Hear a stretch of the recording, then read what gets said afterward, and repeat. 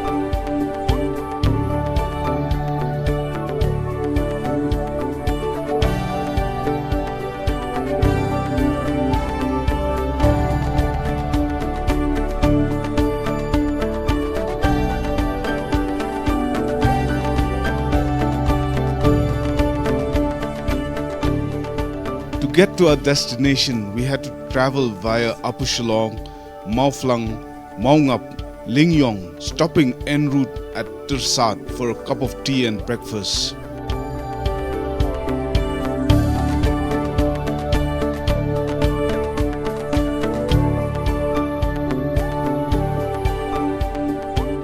From Tirsat, we continue onwards, passing the village of Wailoi near Lom Simper Peak, and after some time reach Mawsynram.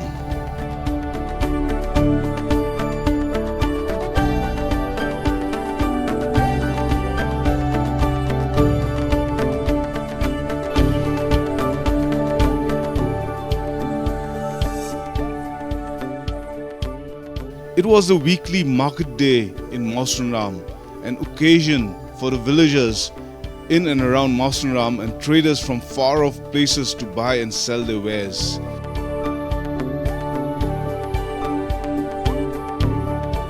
The market was next to the main road, and many of the farmers, traders, craftsmen were displaying their products for sale on the ground, while others were in their shops, which were permanent structures.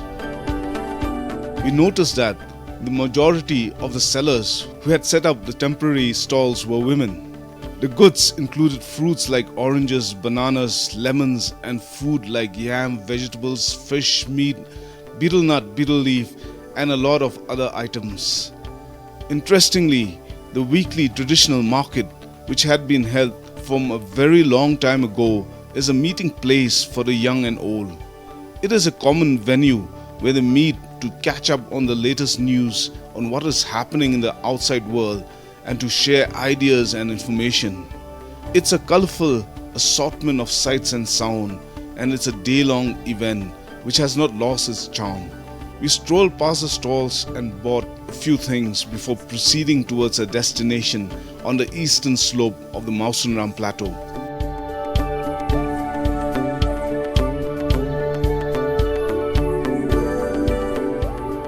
We travelled on a four-wheel drive jeep because the approach road to the village was a kacha or unmetalled road of about 5 to 6 kilometers. Onwards, it was the beginning of one of the most memorable dirt road trip that I ever had.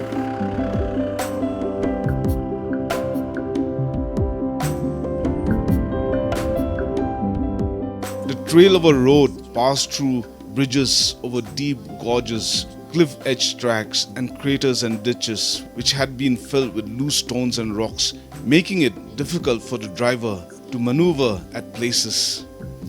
This was an adventurous ride that could be done only with a four-wheel drive, and is not a ride for the faint-hearted.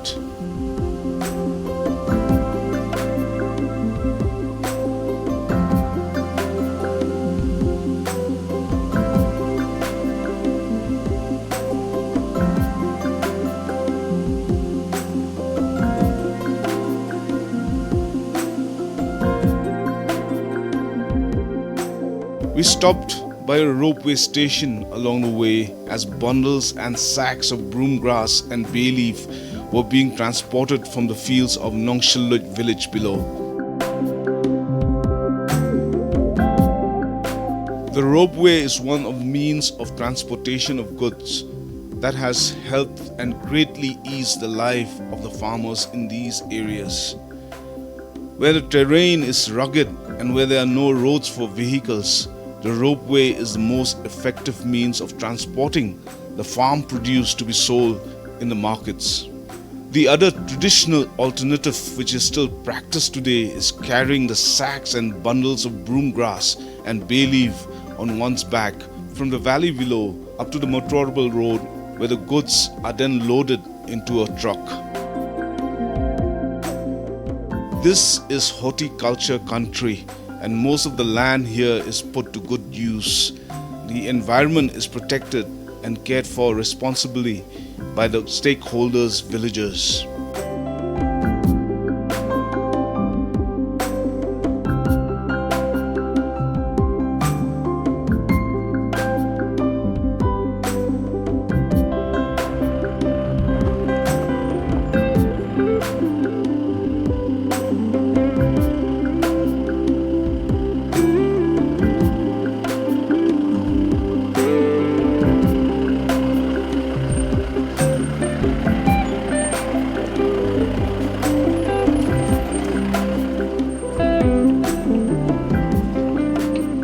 We got down at places to remove the boulders and rearrange the rocks on the road.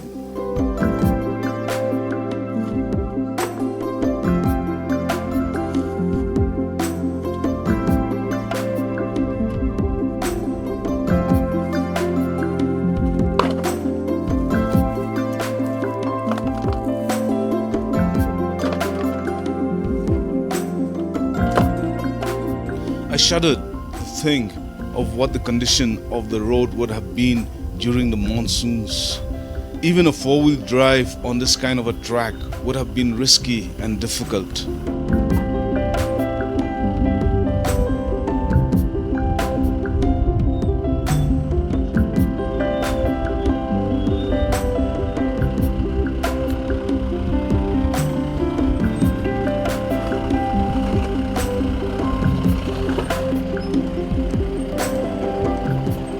There were portions of the track which passed through the edge of a cliff face, where on one side of the narrow bumpy so-called road there was a steep drop of hundreds of feet down below.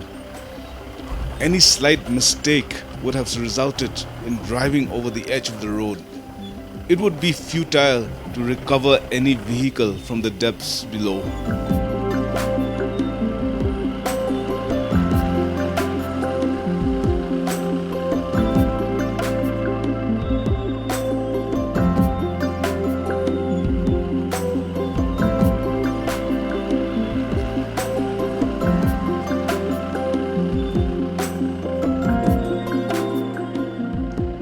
We reached the station after a little more than an hour's drive from the main road.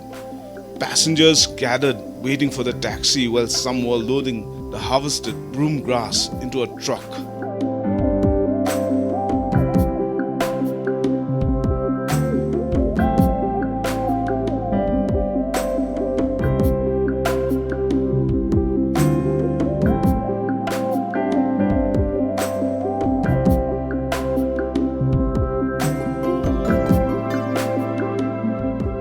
The descent to Thieddieng village started after we got a young guide to take us to our places of interest, which were the root bridges and the part of the River which is known as Konghen, a segment which is more than 150 meters long with tall steep granite cliffs bordering both sides of the river.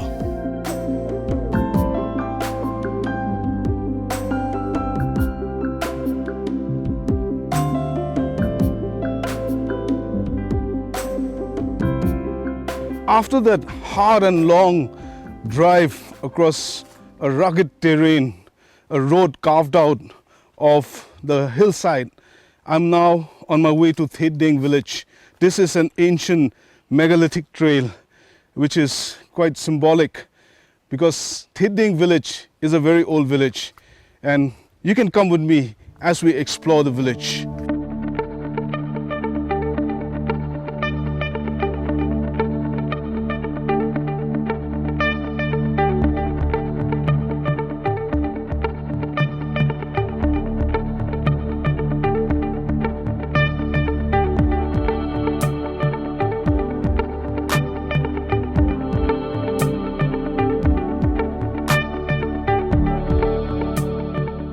walk downhill took us into the village, where we halted for some short period of time to immerse ourselves in the sights and sounds of Thieddieng.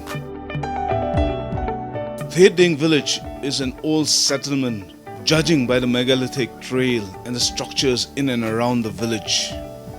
The houses, numbering more than 100, are built around trees and on the slope of the hill.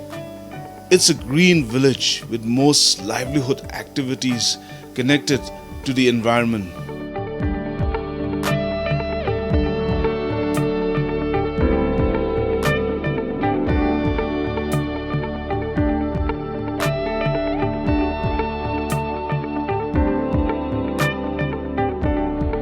The cultivation of betel leaf, wild pepper, oranges, broom grass is widely practiced by the villagers. The organic nature of the village is best reflected in its residents, who welcomed us and helped us with valuable information about the places which we wanted to visit.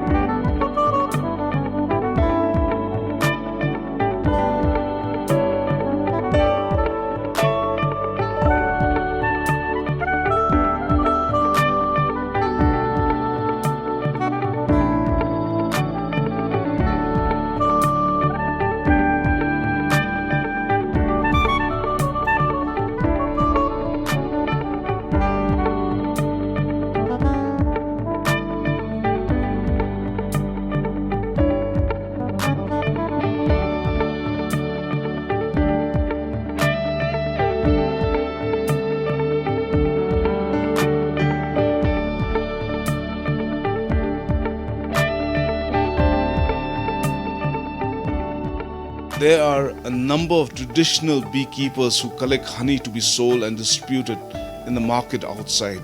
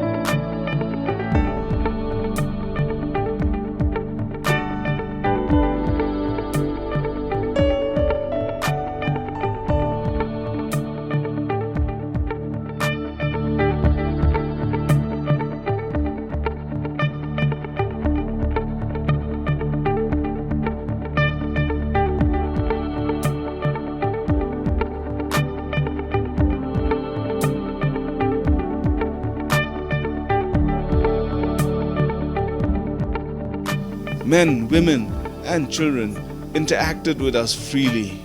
Flying the drone camera to get a bird's eye view of the village generated a lot of attention and enthusiasm, especially amongst the children.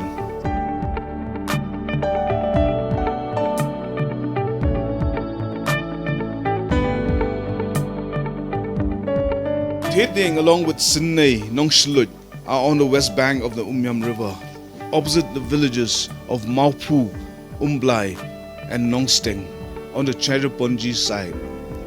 It's a remote, inaccessible but beautiful landscape that has the potential of being an amazing ecotourism destination for tourists who love nature and trekking. Soon after, we started our descent to Konghen along a trail that took us through orchards and a few interesting places.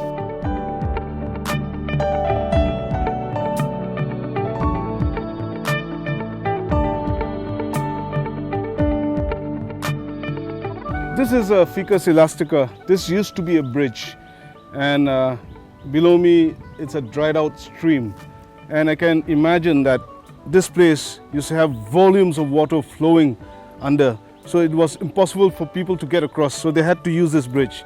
But as time passed by, you can see that the cemented bridge has replaced this root bridge, and we now have this cemented bridge, which is almost the same size, length as that Ficus elastica bridge.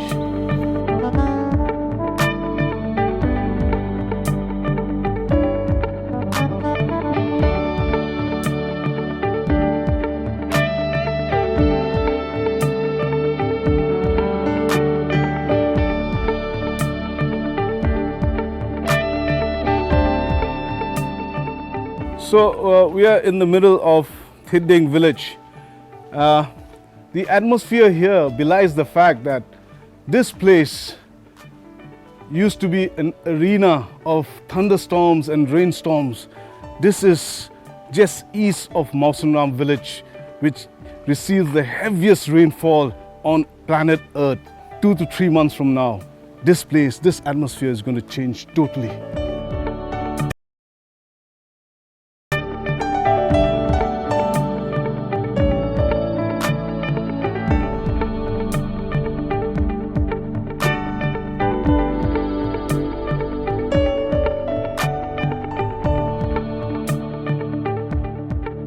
Well, we've on our way to the river below. What you see here does not look so conspicuously like a trail, but this is an ancient footpath of the people here.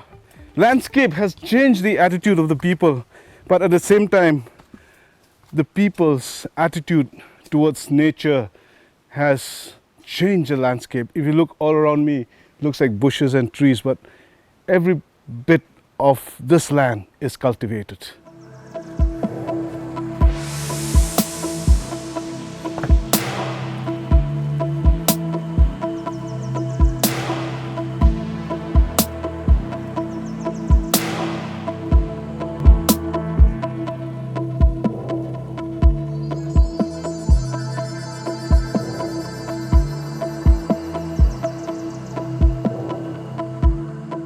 The walk down up to the suspended iron footbridge over Kongkhen took about 30 minutes.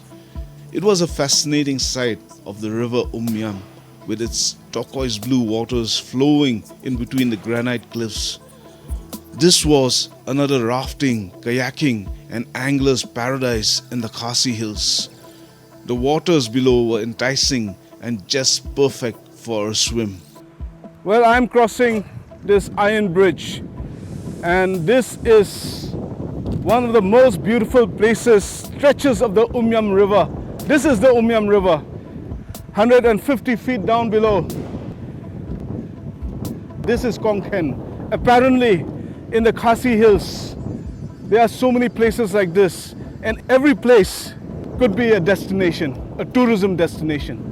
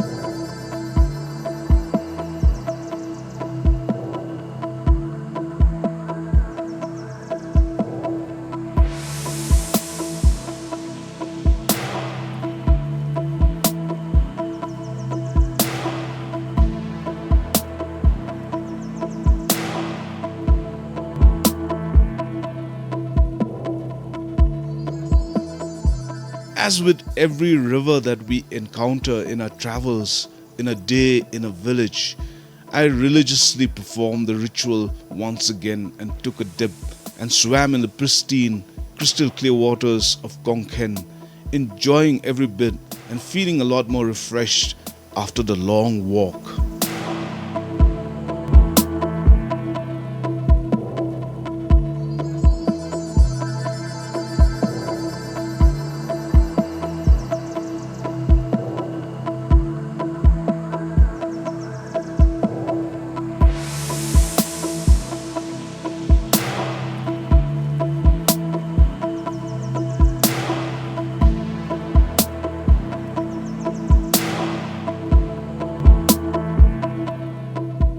Gonghen also has a legendary place called Kapatok, which apparently was used by the villagers to punish and incarcerate persons who committed a crime. It was an odd triangular shaped ledge on the cliff face that was about 20 odd feet from the top of the cliff and some 100 feet from the river below. So any person guilty of a crime was placed on the ledge. It was impossible to climb up the cliff wall, and the only way out was to jump into the river below and swim to safety, which was a risky proposition even if one knew how to swim. The drop was a long one, and getting out alive after one hits the water was something which no one has survived to tell the tale. There have not been any attempts to jump off the ledge till date. After a quick bite of lunch, we climbed back to the village. As usual, it was a tough walk up the trail, leaving us tired and exhausted at times, but we enjoyed every second of it. This was one of the important aspects of our day in a village, and we looked forward to doing such treks in our travels.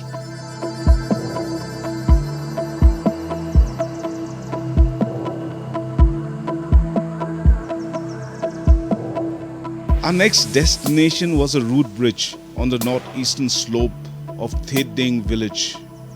Interestingly, Thieddieng is the last village in the western part of the Khasi Hills which still has root bridges.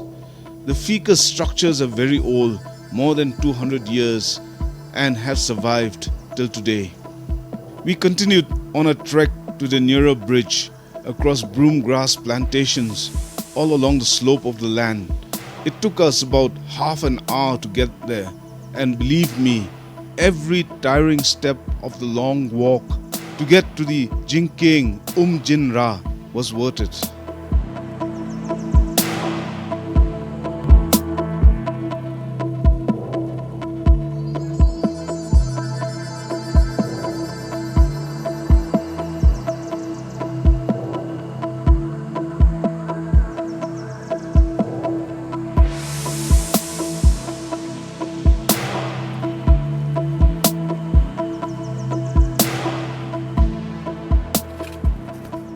Well, we are approaching another root bridge, and you can see the ficus tree here.